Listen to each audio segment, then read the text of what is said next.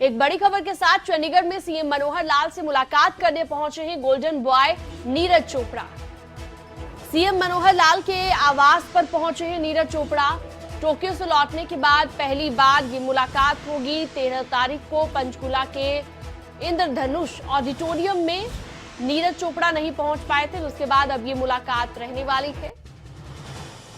खिलाड़ियों के सम्मान समारोह में शामिल होने वाले थे लेकिन यहां पर नहीं पहुंच पाए, जिसके बाद अब ये मुलाकात पहली बार होने वाली है। टोक्यो से लौटने के बाद पहली बार मुख्यमंत्री से मुलाकात करेंगे नीरज चोपड़ा।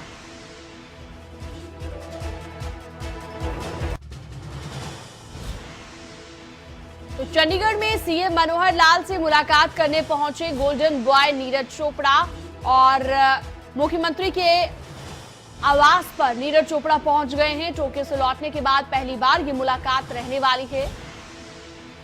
टोक्यो ओलंपिक में गोल्ड मेडल हासिल करने वाले नीरज चोपड़ा आज मुलाकात करेंगे मुख्यमंत्री के साथ।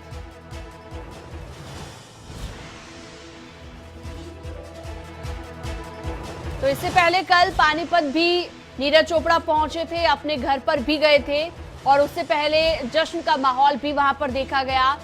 उनका भव्य स्वागत भी किया गया, तैयारियां भी की गई थी पूरे तरीके से और काफी उत्साह देखा गया वहां पर लोगों में। ये देखिए कल पानीपत की तस्वीरें, बाइक पर भी युवा सवार होकर पहुंचे उनका स्वागत करने के लिए। तो पूरी तैयारियां कल की गई थी और ये पानीपत में नीरज चोपड़ा के पहुंचने से पहले की तैयारी थी। आज चंडीगढ़ में सीएम मनोहर लाल से मुलाकात करेंगे नीरज चोपड़ा।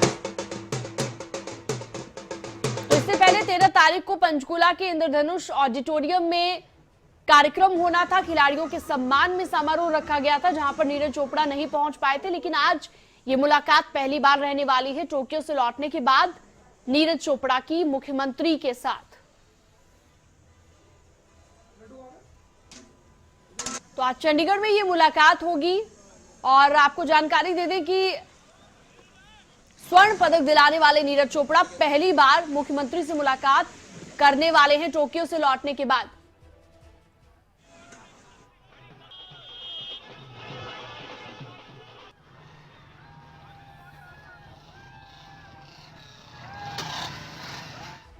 इस पर ज्यादा जानकारी और बातचीत के लिए हमारे साथ जितेंद्र चौधरी जुड़ चुके हैं लाइव। जितेंद्र, देखिए आज ये मुलाकात होने वाली है और टोक्यो से लौटने के बाद नीरज चोपड़ा की मुख्यमंत्री से ये पहली मुलाकात होगी, क्योंकि पहले जो समारोह रखा गया था खिलाड़ियों के सम्मान में उसमें भी नीरज चोपड़ा नहीं पहुंच पाए थे। तो पहली बार मुख्यमंत्री से मुलाकात टोक्यो से लौटने के बाद।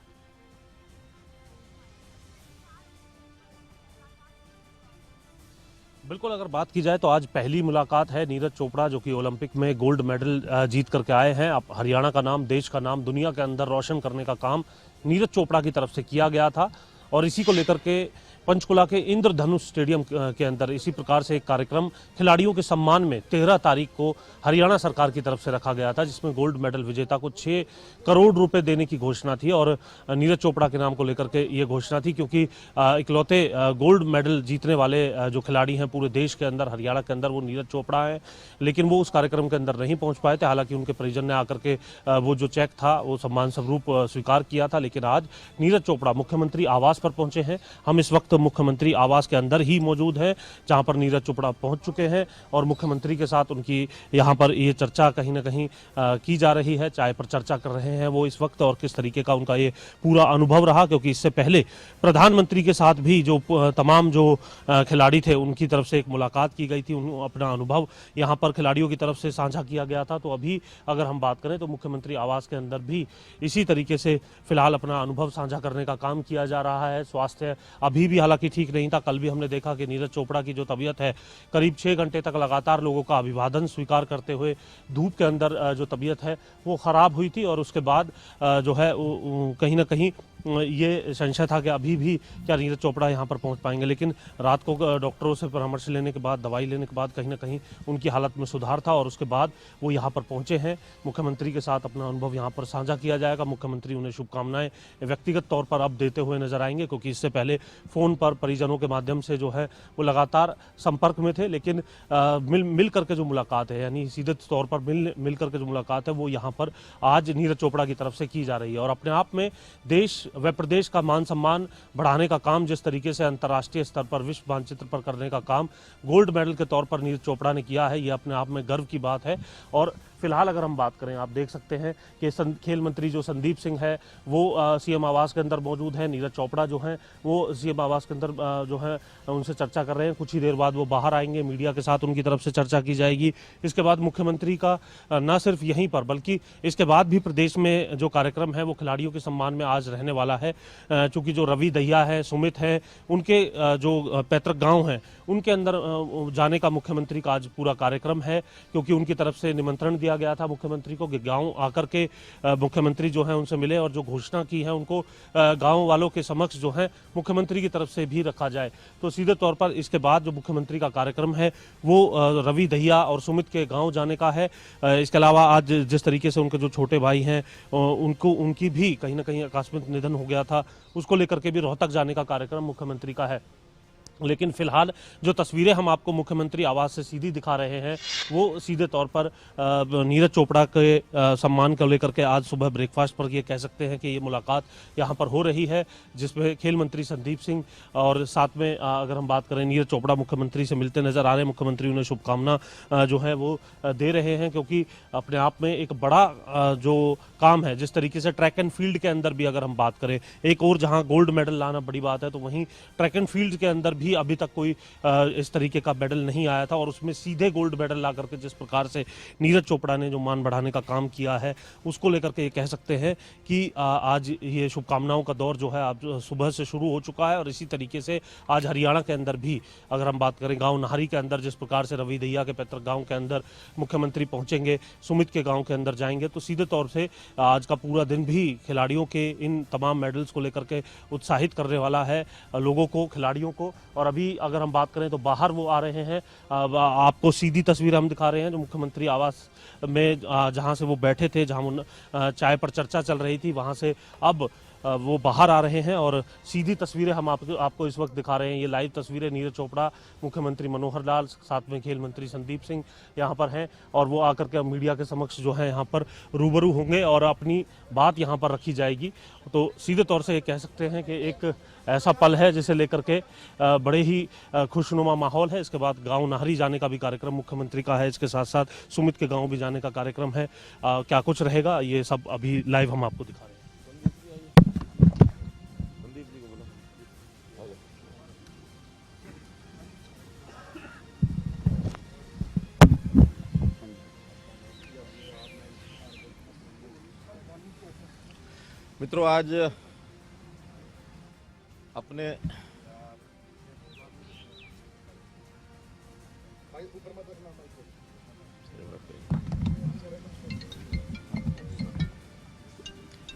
मित्रों, आज अपने राष्ट्र गौरव, राष्ट्र के स्वर्ण पुत्र जिनको मैं कहूँगा, हमारे होनहार खिलाड़ी श्री नीरज चोपड़ा, ये आज यहाँ आए हैं। इनका मैंने सम्मान किया और इनका सम्मान यानी अब ये एक सिनोनिमस देश के साथ इनका नाम जुड़ गया है, तो देश का सम्मान है, पूरे समाज का सम्मान है, हमारे खेल जगत का सम्मान है। एक होनहार खिलाड़ी हैं, इन पर हरियाणा को गर्व है, ये हरियाणा के गौरव हैं, हरियाणा के धरतीपुत्र हैं।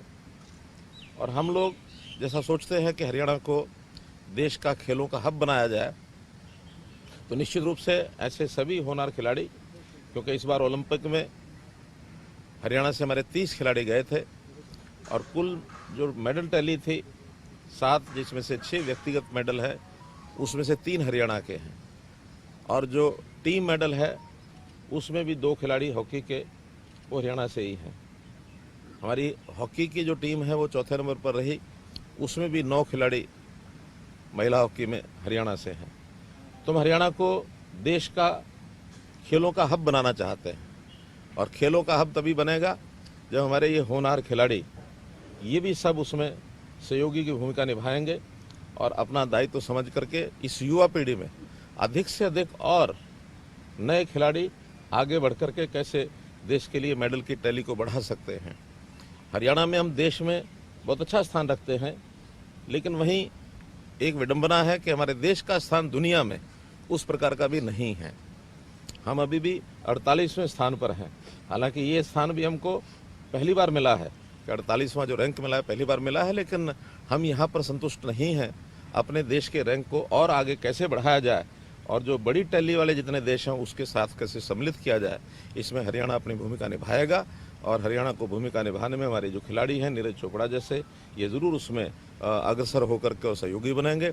मैंने एक ऑफ़र की है हमारे नीरज चोपड़ा जी को कि हम centre of excellence for Olympics for athletics ये हम यहाँ स्थापित करना चाह रहे हैं पंचकुला में, और उसको नीरज चोपड़ा जैसे होना खिलाड़ी उसको लीड करेंगे, उसकी हेडशिप ये करेंगे, तो निश्चित रूप से हमें उसका लाभ होगा। और मैं समझता हूँ कि मेरी इस अपेक्षा के ऊपर ये पूरा उतरे, ऐसा मैं इनसे निवेदन भी करता हूँ। तो आज पुनः नीरज चोपड़ा के आने पर पूरे खेल जगत को, पूरे अपने देश की जनता को मैं बहुत बहुत बधाई देता हूँ और शुभकामना देता हूँ। आज सायंकाल सोनीपत में रवि दहिया और हमारे